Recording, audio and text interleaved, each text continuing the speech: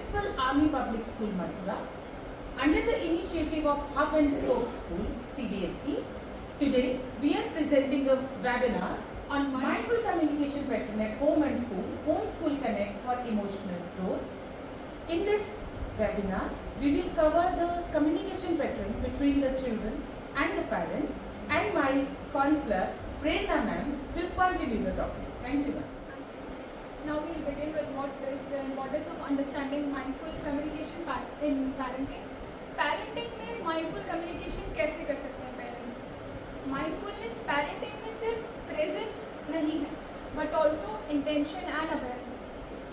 Parents का बच्चे के communication में मौजूद होना, उसको उस तरीके से जवाब देना, जवाब सिर्फ इसलिए नहीं देना कि उसने कुछ कहा है और हमें उसका रिस्पॉन्ड करना है, नहीं, सोच समझ के कि उनका जो भी कम्युनिकेशन रहेगा, जो भी उनका जवाब रहेगा, बच्चे के मन पर उसका क्या प्रभाव पड़ेगा, इस चीज़ का भी हमें ध्यान रखना है। इसमें 4 प्रिंसिपल्स आते हैं पेरेंट्स और एजुकेटर्स के लिए माइंडफुलनेस के।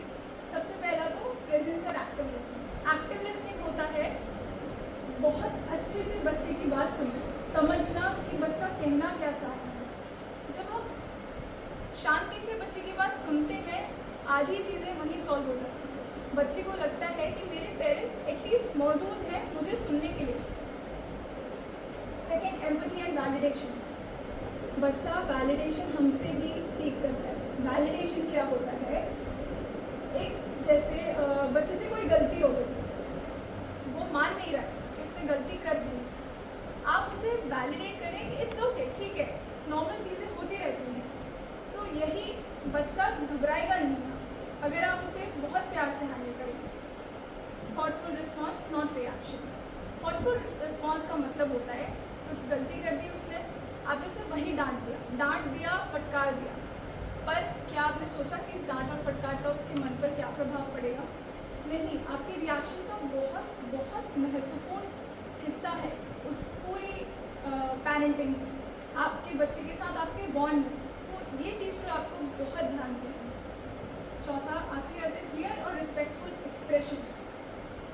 बच्चा भले ही छोटा हो, पर उसके लिए भी उसकी एक्सपेक्टेशंस, रिस्पेक्ट बहुत इंपॉर्टेंट है। इसके लिए अगर हम क्लियर एक्सपेक्टेशन सेट करते हैं तो बच्चे को बहुत संबल मिलता है। मैं इसके लिए प्रेजेंस ऑफ एक्टिव लिसनिंग पे एक छोटी सी स्टोरी सुनाना चाहूँगी। जब मेरी बेटी 12th में थी तो मुझे लगता था शायद सबसे मुश्किल समय वही है, मुझे उसे बहुत काबू में लाना है, मुझे उसे पढ़ाना है, उसके खाने का ध्यान रखना है। वो टीनेज में है और मैं कंट्रोल करना चाह रही थी। तभी मैंने एक किताब पढ़ी। उस किताब में माइंडफुल पेरेंटिंग के प्रेजेंस ऑफ एक्टिव लिसनिंग की एक छोटी सी स्टोरी कि एक माँ है, उसे एक फ़ोन कॉल आता है कि माँ तुमने मेरी कभी सुनी ही नहीं, मुझे कभी समझा ही नहीं, आज मैं सुसाइड करने जा रही हूँ क्योंकि आपको हमेशा मैं गलत ही लगी। चाहे मैं बाहर घूमने जाती थी, चाहे मैं दोस्तों के साथ कुछ करती थी, अगर मैंने कुछ अच्छा भी किया तो भी आपने मुझे डांटा। आज मैं अपनी लाइफ को ख़त्म कर रही हूँ। जैसे ही उस लेडी ने, जो स्टोरी बुक में था, उसने फ़ोन रखा, उसने रोना शुरू कर दिया। वो भाग के अपनी बेटी के कमरे में गई और उसे गले से लगा लिया। जब उसने देखा वो एक रॉन्ग नंबर था, बट वो रॉन्ग नंबर उस लेडी को एक लेसन दे गया कि एक्टिव लिसनिंग बहुत ज़रूरी है एंड कम्युनिकेशन, पॉजिटिव कम्युनिकेशन बहुत ज़रूरी है। और वही लेसन मैंने भी अपने लिए ले लिया कि क्यों ना हम अपने बच्चे को सिर्फ सुने, क्यों ना उसे एम्पैथी सिखाएं, उसे बताएं अगर वो फेल भी हो गया, हम उसे क्यों डांट रहे हैं, हम उसे क्यों नहीं ये सिखा सकते कि वो तुम फेल नहीं हुए हो बेटा, वो हालात और वो समस्या ऐसी होगी जो जीत गई, लेकिन तुम अभी भी हो और मेरे लिए तुम सबसे ज्यादा इंपॉर्टेंट हो। क्यों ना तुम एक ऐसी स्ट्रैटेजी सोचो कि तुम इस फेलियर को ओवरकम कर जाओ। यकीन मानिए, resilience is a quality. When you give that resilience to your child, child will automatically think of the strategies how to overcome that challenge. So empathy and validation is required. Then ma'am, yes, thoughtful response. Don't always react for small things. Start yelling, start criticizing. No, start with the positive parenting. Respond, as ma'am said, listen to the problem. Then after few hours, respond. This is the difference. Reaction is immediately and instant. Response is after some time. And clear and respectful expectations. Yes, child is a child. Set clear boundaries. He must know that this is my limit.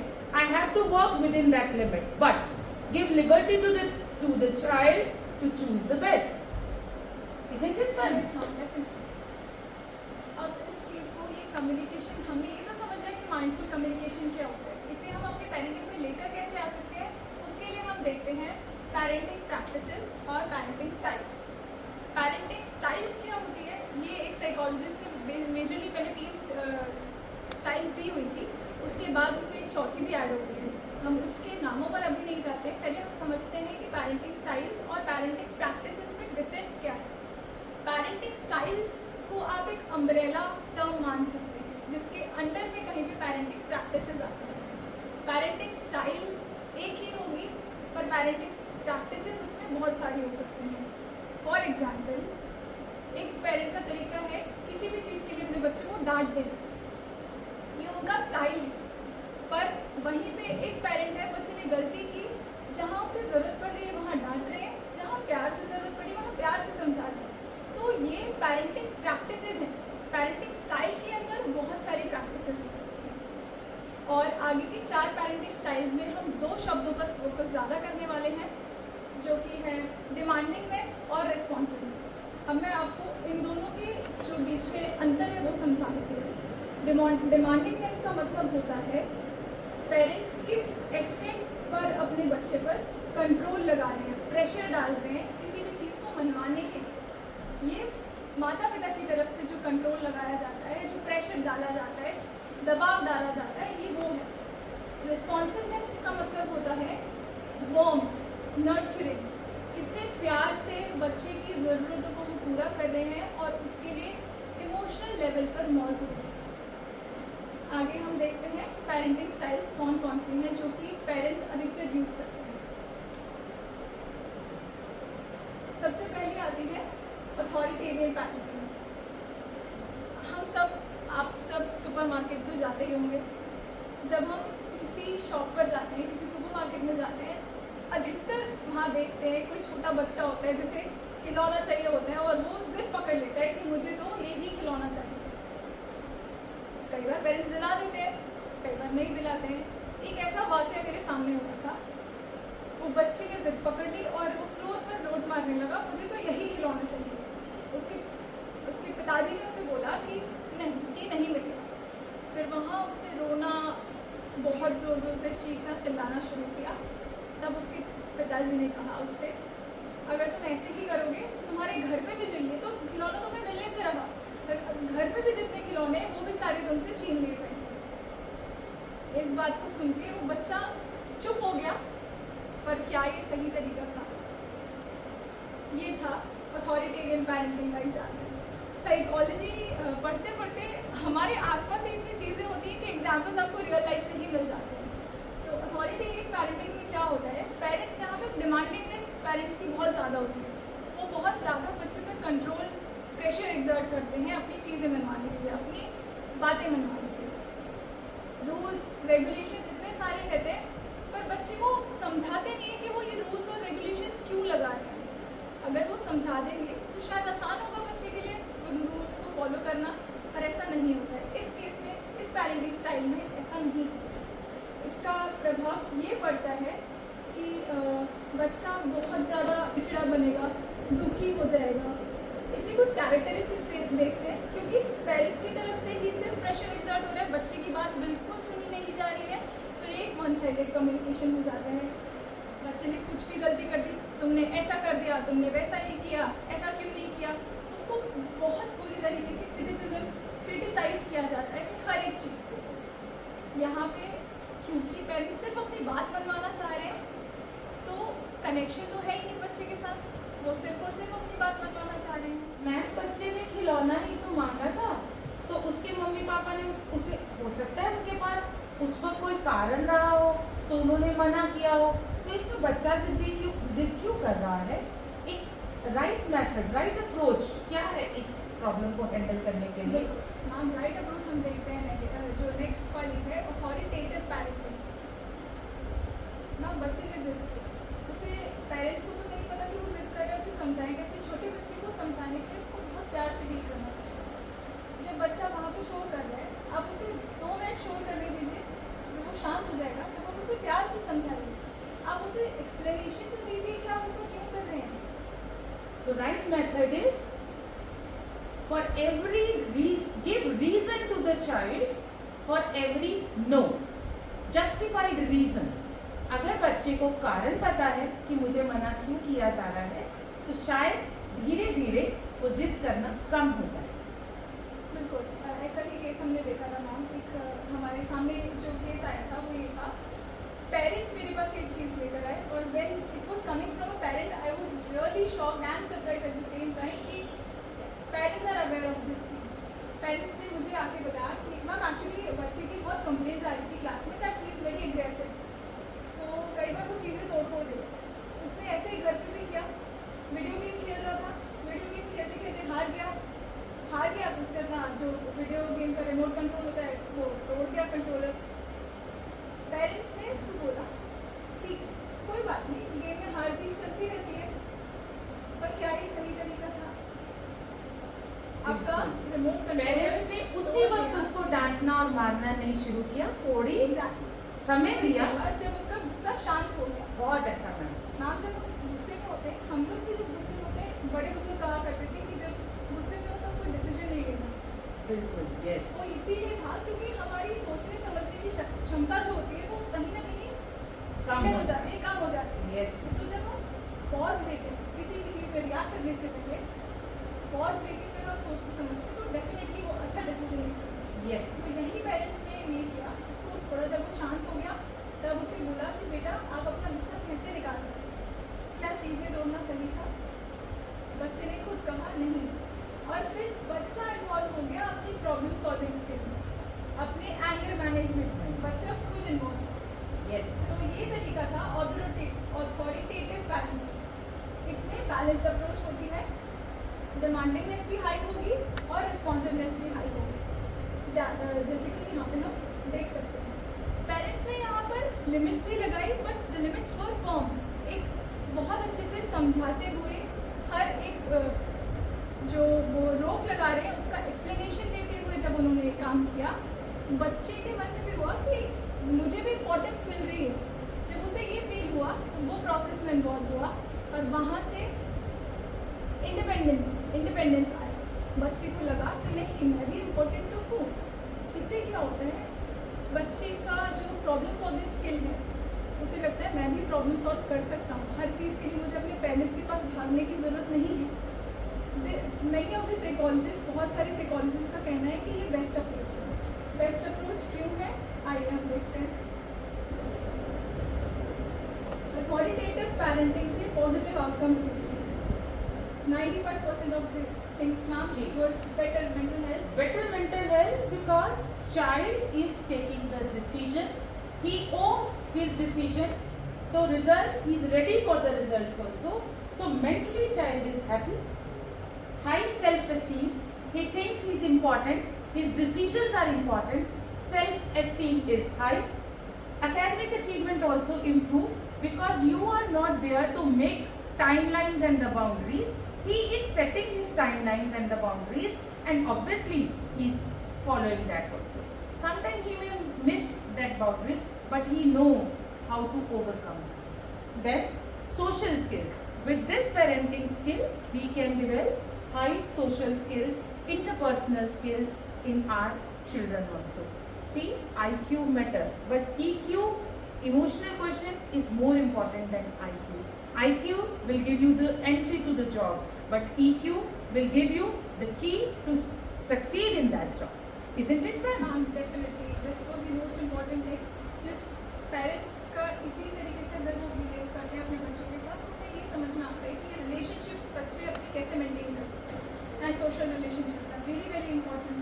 That is the most important. Now this is the era of positive parenting, not a shameful parenting. Definitely. Yes. Now coming to the next type of parenting, that is permissive parenting. कई बार parents सिर्फ rules और regulations के through भी use नहीं करते हैं अपनी parenting style. बहुत प्यार और बहुत लाड प्यार भी बिगाड़ देता है बच्चों।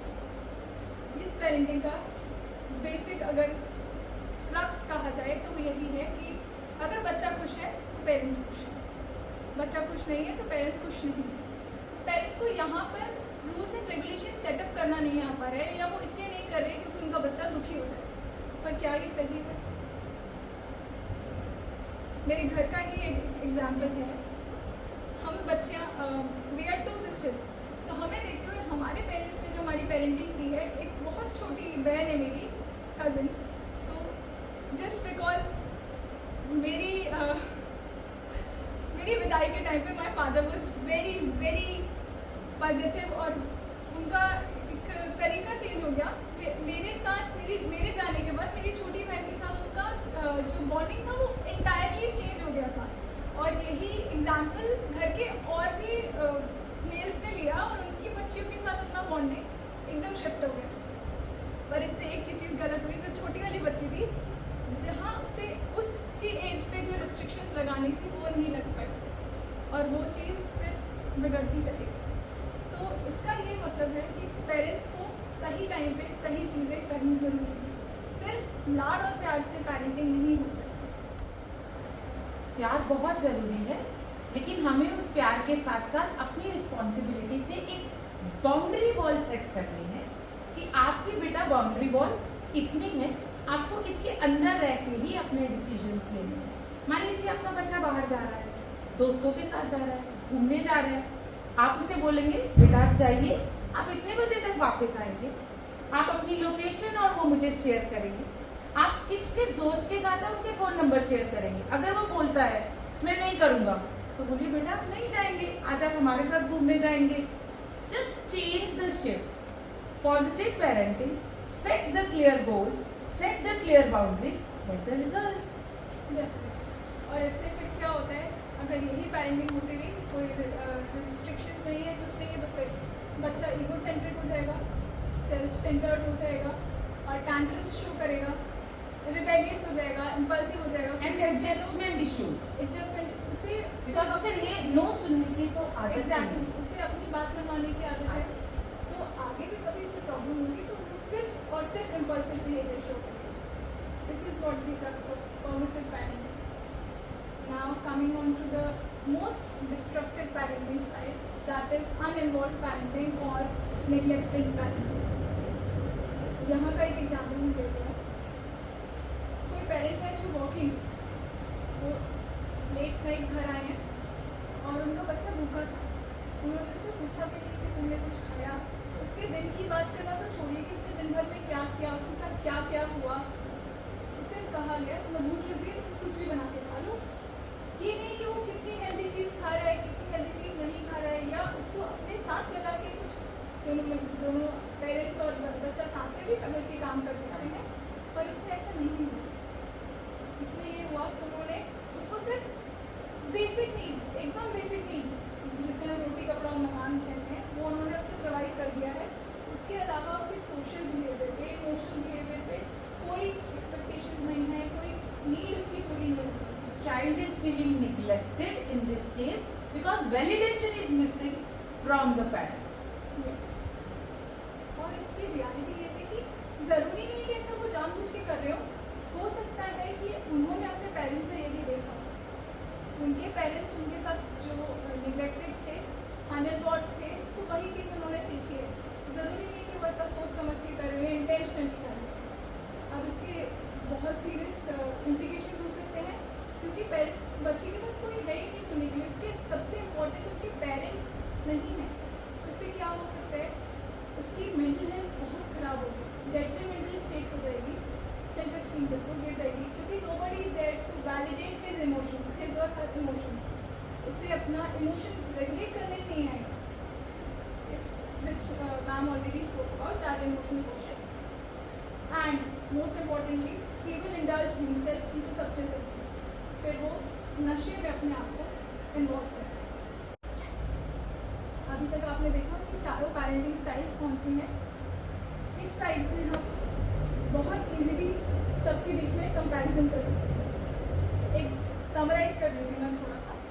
अथॉरिटेरियन पेरेंटिंग जिसमें सबसे पहले हमने देखा, पेरेंट्स ने कहा तुम्हें ऐसा करना है क्योंकि मैंने ऐसा कहा है, कोई एक्सप्लेनेशन नहीं।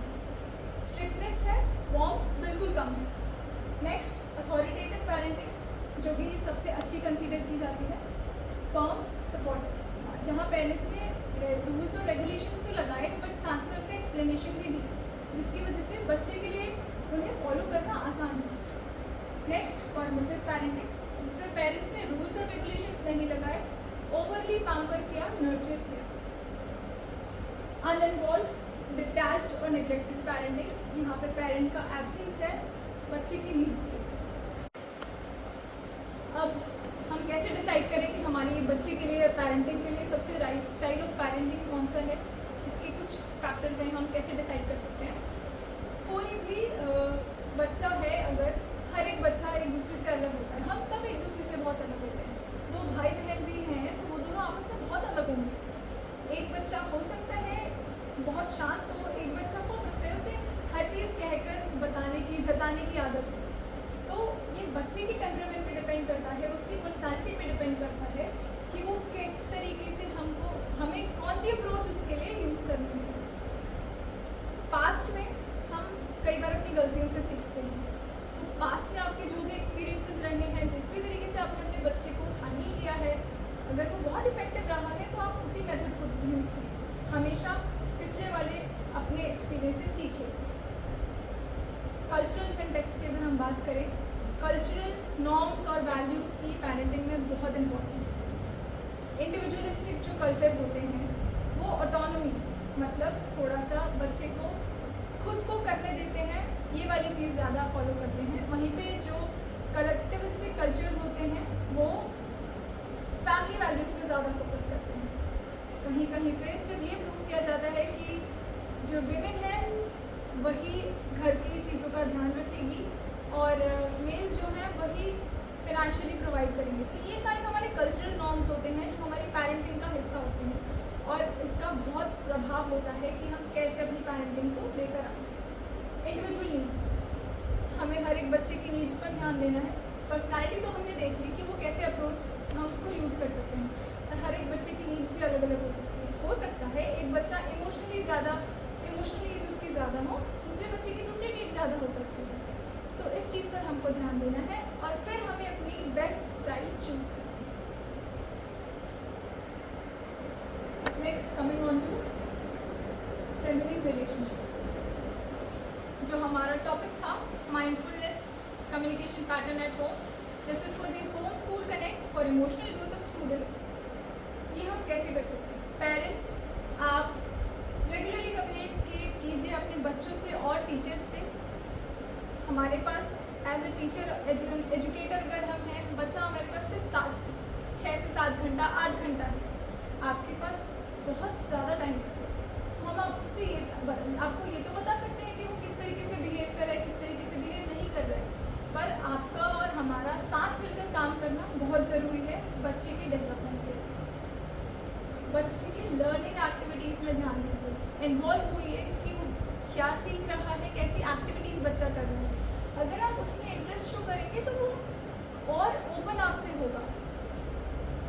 Foster growth mindset and encourage learning from mistakes.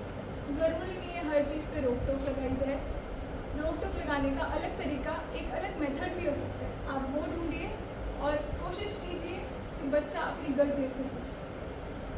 हमेशा एक सपोर्ट और स्ट्रक्चर्ड इन्वायरमेंट हमें प्रोवाइड करना है, क्योंकि दोस्त पीछे रह जाएंगे, टीचर्स पीछे रह जाएंगे, पर आप लोग हमेशा मौजूद रहेंगे। इसलिए वो सपोर्ट हमेशा रहे, ये चीज़ आपको ध्यान रखनी है। कुछ भी परेशानी हो, बच्चा सबसे पहले आपके पास आए, ऐसा सपोर्ट आपको करना है।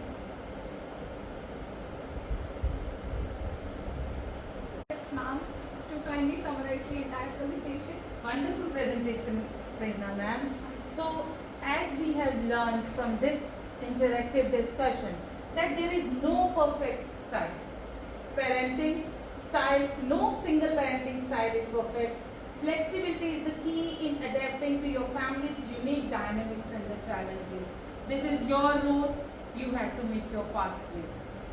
Authoritative shows the best outcome. Yes, parenting with love and support with rules is the best. Seek support when needed. There is no harm in taking support of mental health practitioners or the counselors when you feel that things you can't handle. It is very normal nowadays to come and ask us. We will give you the way. Sometimes things are in front of us, but when we are in that trouble, we are not able to see that. Counselor and the special health educator give us that vision that we will overcome these challenges. So remember, understanding different parenting styles help you to make informed decisions and the best support for your children's growth and well-being, fostering strong and nurturing relationships. Jai Hind.